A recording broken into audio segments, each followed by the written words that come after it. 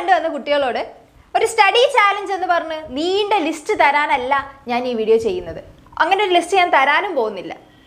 സാധാരണ ഒരു study challenge video എന്നൊക്കെ പറയുമ്പോൾ നിങ്ങൾ ഇത്ര മണിക്ക് എണീക്കണം, ഇത്ര മണിക്കൂറെങ്കിലും പഠിക്കണം, ഇത്ര പോർഷൻ ഇത്ര സമയത്തിനുള്ളിൽ കവർ ചെയ്യണം, എന്നിട്ട് ഇത്ര ദിവസം അത് ചെയ്യുക എന്നൊക്കെയല്ലേ സാധാരണ ഒരു ക്ലീഷേ സ്റ്റഡി ചാലഞ്ച് വീഡിയോ എന്ന് പറയുന്നത്. പക്ഷെ ഞാൻ അങ്ങനെ ഒന്നും പറയാൻ ഉദ്ദേശിക്കുന്നില്ല. ഞാൻ ആകെ ഒരൊറ്റ കാര്യം നിങ്ങളോട് പറയുള്ളൂ ഈ വീഡിയോയിൽ. എനിക്ക് 100% ഉറപ്പുണ്ട് ആ ഒരൊറ്റ കാര്യം നിങ്ങൾ കറക്റ്റായിട്ട് ചെയ്ത് നിങ്ങൾക്ക് കറക്റ്റായിട്ട് വർക്കായി കഴിഞ്ഞാൽ മക്കളെ നിങ്ങൾ ഏറ്റവും എഫക്റ്റീവായിട്ട് തന്നെ പഠിച്ചു തുടങ്ങുന്നുള്ളത്. വേറെ ഒന്നുമല്ല ആ ഒരു കാര്യം എന്ന് പറയുന്നത്.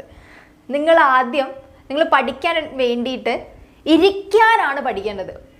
പല കുട്ടികളുടെയും പ്രശ്നം എന്ന് പറയുന്നത് പഠിക്കാൻ കഴിവില്ലാത്തതുകൊണ്ടോ അല്ലെങ്കിൽ പഠിച്ച തലയിൽ കയറാത്തത് കൊണ്ടോ ഒന്നുമല്ല.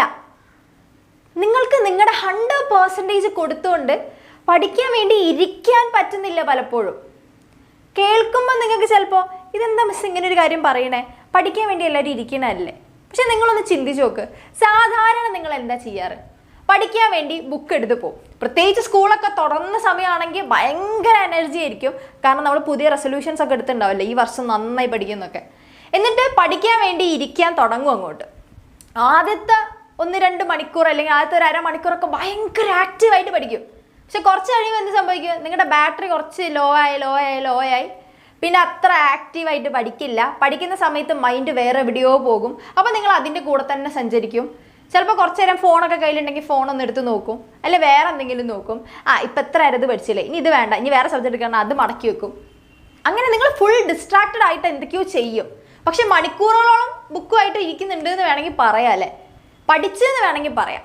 എന്നിട്ട് കുറേ കഴിഞ്ഞ് പിന്നെ നിങ്ങളൊന്ന് തിരിഞ്ഞു നോക്കുന്ന സമയത്ത് ഞാനൊന്നും പഠിച്ചില്ലല്ലോ, എനിക്ക് എന്താ പറ്റാത്തത്, എന്നെക്കൊണ്ട് എന്താ കഴിയാത്തതെന്ന് ഓർത്ത് നിങ്ങൾ നിങ്ങളെ തന്നെ ബ്ലെയിമും ചെയ്യും. ഇതാണ് സാധാരണ ഒരു പഠനം എന്നുള്ള രീതിയിൽ നടന്നുകൊണ്ടിരിക്കുന്നത് പലരുടെ ഇടയിൽ. എല്ലാവരുടെയും കേസല്ല, പക്ഷെ പലരുടെയും കാര്യത്തിൽ ഇത് ഏകദേശം ഇത് കറക്റ്റ് ആയിരിക്കും. പക്ഷെ ഈ ഒരു കാര്യത്തെയാണ് നിങ്ങൾ ആദ്യം ക്ലിയർ ചെയ്യേണ്ടത്. നിങ്ങൾക്ക് നിങ്ങളുടെ 100%, നിങ്ങൾ എത്ര മണിക്കൂറാണ് ഇരിക്കുന്നത് അത്രയും മണിക്കൂർ നിങ്ങളുടെ കംപ്ലീറ്റ് ഇൻവോൾവ്മെന്റ് അവിടെ ഉണ്ടാവണം. അങ്ങനെ ചെയ്യണമെങ്കിൽ ആദ്യം നിങ്ങൾക്ക് അങ്ങനെ ഒരു ശീലം വളർത്തി എടുക്കണം. നിങ്ങൾ പഠിക്കാൻ വേണ്ടി ഇരിക്കുന്ന ശീലം എങ്ങനെയാണെന്നല്ലേ, ഞാൻ ഈ പറയുന്ന കാര്യം നിങ്ങൾ ഫോളോ ചെയ്യാൻ റെഡി ആണെങ്കിൽ ഇപ്പം തന്നെ കമൻസിൽ എന്ത് ചെയ്യുക, ഐ ആം റെഡി എന്ന് പറഞ്ഞിട്ട് കമൻസ് അങ്ങോട്ട് ഇടുക കമൻറ്റ് ബോക്സിൽ. ഓക്കെ, എത്ര പേര്? ഒരുപാട് പേര്. ഒരൊറ്റ കാര്യം ഞാൻ പറയുന്നുള്ളൂ, ആ ഒരു കാര്യം കറക്റ്റായിട്ട് ഫോളോ ചെയ്യാൻ നിങ്ങൾ റെഡി ആണെങ്കിൽ ഇപ്പം തന്നെ വീഡിയോ പോസ്റ്റ് ചെയ്യുക, എന്നിട്ട് ഐ ആം റെഡി എന്ന് കമൻസിൽ പറയാം. ഓക്കെ, വേറെ ഒന്നുമല്ല, ഇപ്പം നാളെ മുതൽ നിങ്ങൾ എന്ത് ചെയ്യുക, ബുക്ക് എടുക്കുക. ഓക്കെ, ഇപ്പോൾ സ്കൂളൊന്നും തുറന്നില്ല എന്നാണെങ്കിൽ ബുക്കൊന്നുമില്ലേ, നിങ്ങൾ കഴിഞ്ഞു പോയ കുറച്ച് ബുക്കുകൾ ഉണ്ടാവില്ല നിങ്ങളുടെ കയ്യിൽ. ഓക്കെ, ഇപ്പോൾ +2-ലുള്ളവരാണെങ്കിൽ ഇപ്പോൾ പഠിച്ചുകൊണ്ടിരിക്കുന്നതോ അങ്ങനെ എന്തെങ്കിലും ഒരു ബുക്ക് എടുത്തിട്ട് പഠിക്കാൻ വേണ്ടി ഇരിക്കുക. അതിന് മുൻപ് നിങ്ങൾ ഒരു ഡെഡ് ലൈൻ വെക്കുക. ഞാൻ 2 മണിക്കൂർ പഠിക്കാനിരിക്കും, തീർച്ചയായിട്ടും ഇരിക്കും എന്ന് ഉറപ്പിച്ച് വെക്കുക, ഡെഡ് ലൈൻ വെക്കുക. എന്നിട്ട് ബുക്ക് എടുത്ത് പഠിക്കാൻ വേണ്ടി ഇരിക്കുക. ഇരിക്കുമ്പോൾ ശ്രദ്ധിക്കേണ്ട ഏറ്റവും വലിയ കാര്യം എന്ന് പറയുന്നത് ആ സ്ഥലത്ത് നിങ്ങളും ബുക്കും അല്ലാതെ വേറെ ഒരാളും പാടില്ല. ഞാൻ ഉദ്ദേശം മനസ്സിലായല്ലോ? ഫോണോ അല്ലെങ്കിൽ നിങ്ങളെ ഡിസ്ട്രാക്ട് ചെയ്യുന്ന മറ്റു കാര്യങ്ങളൊന്നും ആ പരിസരത്തേ വരരുത്. നിങ്ങൾക്ക് എണീറ്റ് പോയി എടുക്കാൻ പറ്റുന്ന ദൂരത്ത് പോലും നിങ്ങളുടെ ഫോൺ ഉണ്ടാവരുത്. അത്രയും ദൂരം എവിടെയെങ്കിലും വെക്കുക. എന്നിട്ട് വേണം ആ സ്ഥലത്ത് ഇരിക്കാൻ വേണ്ടിയിട്ട്. എന്നിട്ട് അങ്ങ് ഇരിക്കുക, വായിക്കുക. ആദ്യം ഭയങ്കര ആക്റ്റീവായിട്ട് നിങ്ങൾ വായിക്കും.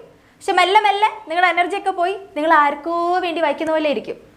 ഓക്കെ, പക്ഷെ നിങ്ങൾക്ക് ഒരു മടുപ്പ് തോന്നും, എണീക്കാൻ തോന്നും, ബോറടിക്കും. പക്ഷെ എന്നാലും നിങ്ങൾ വിട്ടു കൊടുക്കാതെ വാശിയോടെ അവിടെ തന്നെ ഇരിക്കി.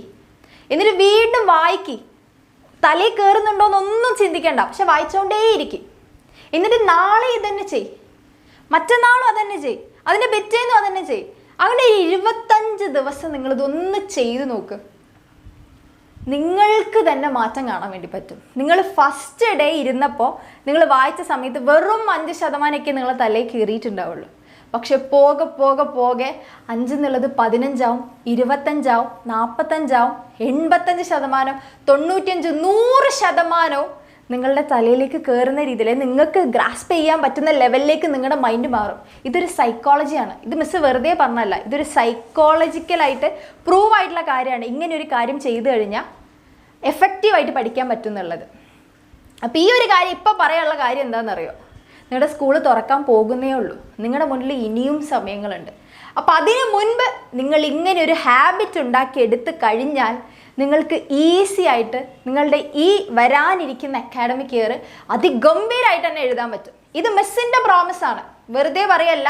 നിങ്ങൾക്ക് 100% ട്രസ്റ്റ് ചെയ്ത് പറയാം. ഒരുപാട് UPSC ടോപ്പേഴ്സ് ഫോളോ ചെയ്തിട്ടുള്ള, അതായത് സിവിൽ സർവീസ് എക്സാം ഫോളോ ചെയ്തിട്ടുള്ള, റാങ്ക് കിട്ടിയിട്ടുള്ള ആൾക്കാർ പറഞ്ഞ ട്രിക്സ് എല്ലാം കൂടെ ചേർത്തിട്ടാണ് മിസ് ഇത് പറഞ്ഞിട്ടുള്ളത്. ഓക്കെ, എഫക്റ്റീവ് ആയിട്ടുള്ള കാര്യമാണ്. അപ്പോൾ ഈ ചാലഞ്ച് ഏറ്റെടുത്തിട്ട് നിങ്ങൾ ചെയ്യുക. ഓക്കെ, എത്ര പേര് അതിന് റെഡിയാണെന്നുള്ളത് എന്ത് ചെയ്യുക, കമൻറ്റ് ബോക്സിൽ പറയുകയും കൂടെ ചെയ്യുക. അപ്പോൾ എത്രയേ ഉള്ളൂ, ഈ ഒരൊറ്റ കാര്യം സ്കൂൾ തുറക്കുന്നതിന് മുമ്പ് റെഡിയാക്കാം കേട്ടോ.